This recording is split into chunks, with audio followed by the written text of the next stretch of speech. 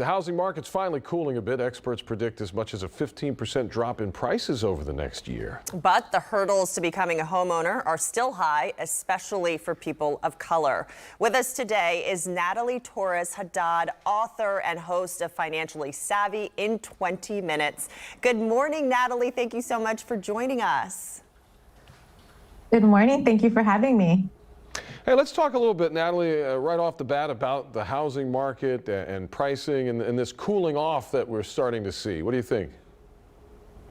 Oh, yes. Depending where you are in the country, we are seeing some major shifts already. More to come in the coming months. With interest rate changing as well as inflation overall, it's made it pretty difficult for a lot of people to buy a home. However, the good news is that we are seeing home prices drop drastically, which is changing the economy and making it more of a buyer's market.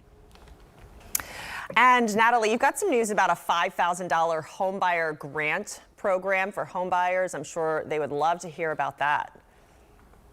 Yes, Chase Home Lending rolled out a program for $5,000 home buyers to majority Black-owned communities back in 2021. And it recently announced its expansion of that program to 5,000 Latino communities across 20 different markets.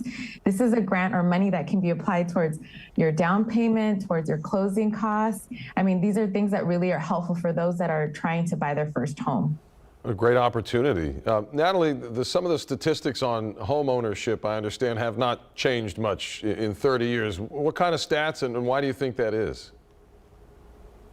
You know, it's difficult for first-time home buyers as well as those representing diverse communities because we're facing a lot of the same challenges, right? So first could be the lack of understanding of the home buying process.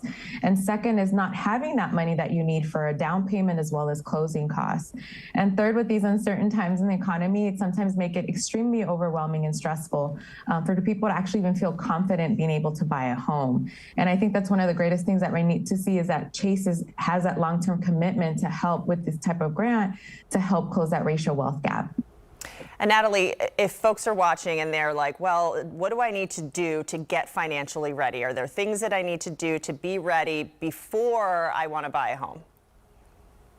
Absolutely. It's a huge milestone when you're buying a home and asking yourselves, have I explored all of the educational resources that are available to me, right? So are you watching webinars? Are you reading articles? Are you listening to podcasts? Chase happens to have the Beginners to Buyer podcast, which these are all helpful tools to help you raise that confidence that you need in order to move forward. I mean, and also understanding, do I have a trusted team, right? So are you dealing with a realtor, a lending advisor that's going to help you through a pre-approval to the very closing? All of these things can really help you, and also do the research on assistance programs that are available to you. Chase has the Dreammaker mortgage, which was designed for low to moderate income customers to make them eligible for a down payment as low as 3%. So taking advantage of all these things. Now, you don't need to go in this process alone, for sure. Yeah, there's so many resources out there for families. All right, Natalie, thank you again for joining us this morning.